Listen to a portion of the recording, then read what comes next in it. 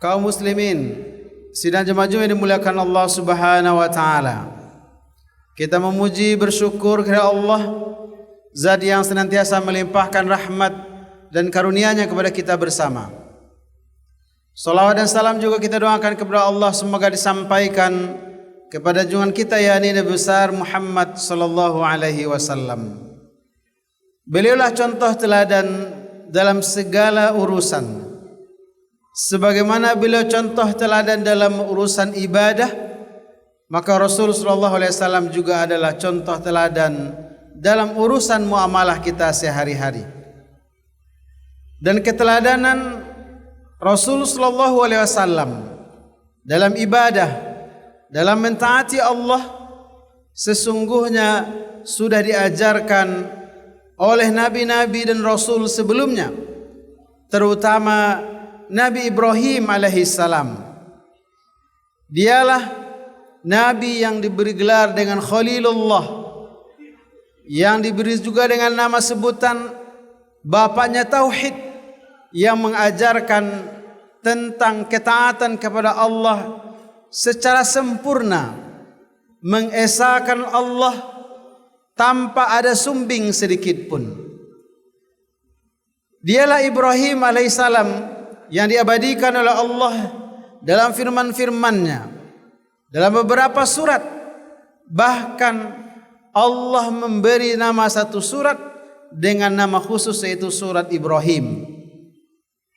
Adalah Ibrahim alaihissalam yang mengajarkan kepada kita bahwa zat yang berhak disembah adalah Allah semata, zat yang menciptakan langit dan bumi beserta isinya. Maka pada bab ini Ibrahimlah yang mesti kita teladani dan dikukuhkan oleh Rasul sallallahu alaihi wasallam, dan itu kita buktikan dalam pengakuan kita, dalam salat kita, bahwa zat yang berhak disembah itu hanyalah Allah semata. Ibrahim awalnya menganggap Tuhan itu adalah matahari, Tuhan itu adalah bulan, Tuhan itu adalah bintang. Tapi ternyata itu semua, matahari, bulan dan bintang, tenggelam karena perubahan waktu saja. Bagaimana mungkin Tuhan bisa hilang dan muncul? Akhirnya Ibrahim menyimpulkan Tuhan yang sesungguhnya adalah zat yang menciptakan langit, bumi, matahari, bulan, bintang beserta isinya. Inilah ungkapan Nabi Ibrahim, inni wajjahtu wajhiya lillazi fataras samawati wal ard. Saya menghadapkan wajahku hanya kepada zat yang menciptakan langit dan bumi beserta isinya.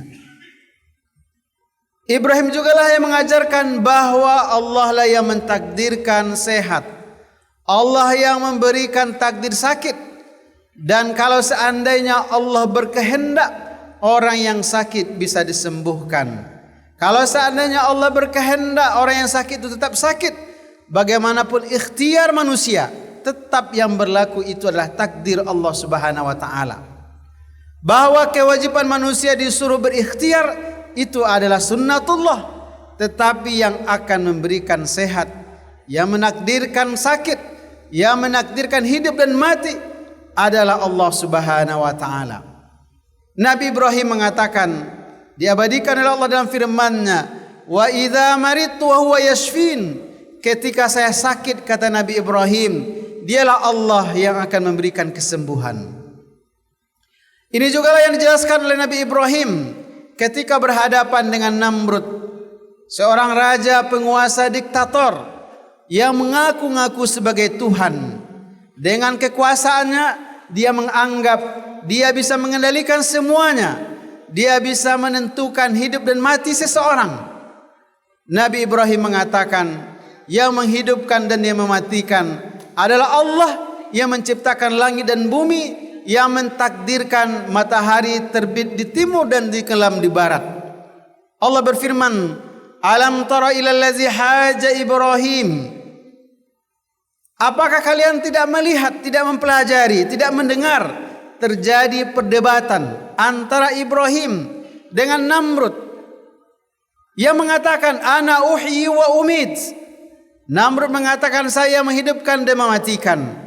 Nabi Ibrahim mengatakan Allahu yuhyi wa yumiit. Allah lah yang menghidupkan dan mematikan. Wa anna Allah ya'ti bisyamsi minal masyriq fa'ti biha minal maghrib. Fabuhita alladhi kafar wallahu la yahdil qaumaz zalimin. Bukti kekuasaan Allah. Allah takdirkan matahari terbit di timur, tenggelam di barat. Buktikan kekuasaanmu sebagai penguasa, sebagai raja, sebagai orang hebat. Coba diputar.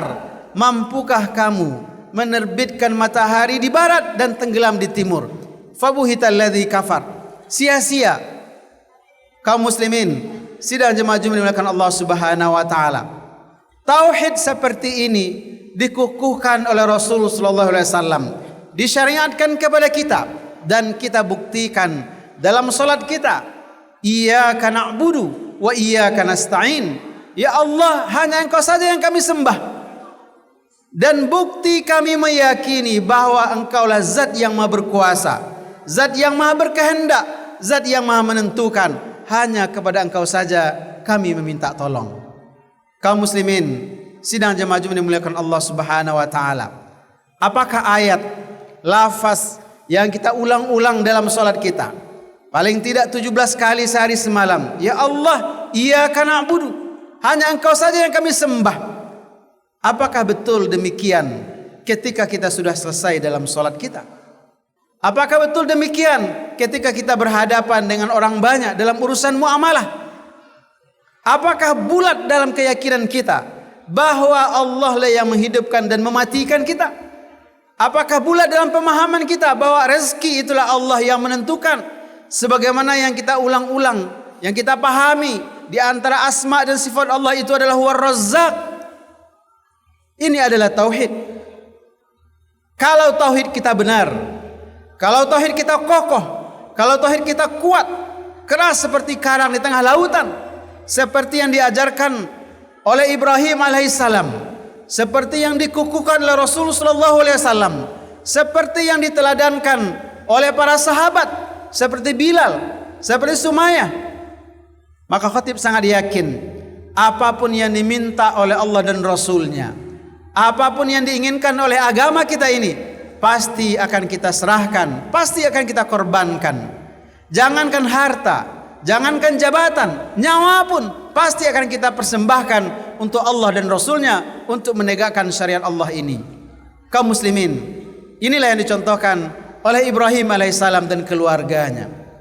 Ketika Nabi Ibrahim sekian lama sudah meninggalkan keluarganya di padang tandus, di Bakkah atau Mekah hari ini, yang tidak ada kehidupan sama sekali awalnya. Berapa lama Nabi Ibrahim meninggalkan Siti Hajar dan Ismail di sana? Bukan sebulan, bukan 2 bulan, tetapi lebih kurang 9 sampai 15 tahun. Karena ayat mengatakan falamma balagha ma'ahu sa'ya. Kalimat sa'ya dalam kajian tafsir dijelaskan seseorang yang dianggap bisa berusaha mandiri, lebih kurang usianya adalah 9 sampai 15 tahun. Berarti Nabi Ibrahim meninggalkan Hajar, Ismail sejak bayi, lebih kurang 9 tahun minimal. Tidak ada komunikasi seperti hari ini. Ketika ditinggalkan, dia kembali ke Palestina, 9 tahun tidak ada komunikasi sama sekali. Baru beberapa hari dia bertemu dengan keluarganya. Nabi Ibrahim bermimpi, falamma balagha ma'ahu sa'ya, inni ara fil manam anni azbahuk fanzur madza tara. Qala ya abati if'al ma tu'mar satajiduni insyaallahu minas sabirin. Wahai anakku, saya bermimpi, dan mimpi seorang nabi adalah wahyu yang seharusnya bisa dieksekusi langsung, tetapi bagian dari tarbiyah, mendidik anak. Nabi Ibrahim mendialogkan dengan anaknya, wahai anakku, saya melihat dalam mimpi, saya diperintah oleh Allah untuk menyembelihmu. Fanzur madza tara, bagaimana pendapatmu tentang hal ini? Kaum muslimin, sidang jemaah Jumat dimuliakan Allah Subhanahu wa taala. Jangankan Nabi Ibrahim alaihissalam, seorang nabi, Siti Hajar, bahkan Ismail pun karena tarbiyah, karena pendidikan, karena binaan dari ibunya Siti Hajar yang begitu bulat, kokoh, kuat akidah tauhidnya. Dia mengatakan, qala ya abati fa'al ma tu'mar, wahai ayah, laksanakanlah perintah Allah itu. Allahu akbar. Kalaulah bukan tauhid yang benar, kalaulah bukan karena keyakinan yang kuat, kalaulah bukan karena tarbiyah, karena binaan, karena pendidikan seorang ibu kepada anaknya Ismail, tidak akan mungkin Ibrahim dan keluarganya bisa membuktikan ketaatan penuh kepada Allah, walaupun itu harus mengorbankan anak satu-satunya Ismail yang sebenarnya sudah dia tinggalkan lebih kurang 9 tahun. Fa'tabiru ya ulil absar la'allakum turhamun. Kaum muslimin sidang jemaah Jumat yang dimuliakan Allah Subhanahu wa taala. Hari-hari kita ke depan sampai tanggal 10 Zulhijjah, 11, 12, 13 adalah hari-hari untuk mentaati Allah Subhanahu wa taala. Adalah hari-hari untuk memperbanyak ibadah, taqarrub kepada Allah Subhanahu wa taala. Sebagaimana kita maksimal 2 bulan sebelumnya di bulan Ramadan memburu mencari malam Lailatul Qadar dengan ibadah-ibadah sunnah, maka hari-hari kita ke depan sebagaimana yang dijelaskan oleh Allah dalam firman-Nya, walayalin ashr, 10 hari di bulan Zulhijjah adalah hari-hari untuk memaksimalkan ketaatan, taqarrub ibadah kita kepada Allah Subhanahu wa taala. Dan puncaknya bagi saudara-saudara kita yang mampu, mereka melaksanakan ibadah haji. Diawali dengan wukuf di Arafah, terus ke Muzdalifah, mabit, di Mina melontar, sampai akhirnya tahallul dan kembali ke tanah air. Harapan mereka apa? Harapan mereka adalah membuktikan ketaatan kepada Allah, melaksanakan ibadah haji dengan target haji yang mabrur, mengerahkan semua yang mereka miliki, harta, fisik, kejiwaan, semuanya mereka korbankan dalam rangka mentaati Allah Subhanahu wa taala.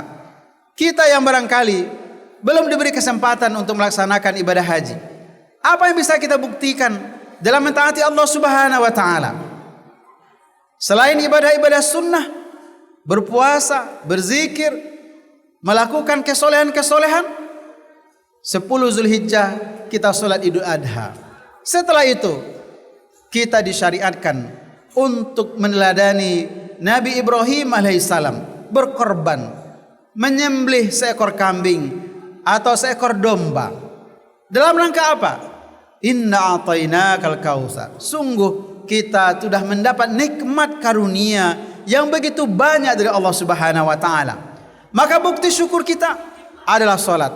Bukti syukur kita berikutnya adalah menyembelih hewan korban, yang sesungguhnya itu adalah meneladani Nabi Ibrahim alaihissalam yang dikukuhkan oleh Nabi Muhammad SAW sebagai syariat kita. Dalam rangka apa? Sekali lagi membuktikan tauhid kita kepada Allah. Kita meyakini Allah lah zat yang maha pemberi rezeki. Kita meyakini Allah lah zat yang maha berkuasa, yang maha berkehendak, yang maha menentukan. Maka sesulit apapun kondisi kita, ketika kita mampu mensyukuri nikmat Allah, kita meyakini insya Allah rezeki berikutnya akan Allah turunkan.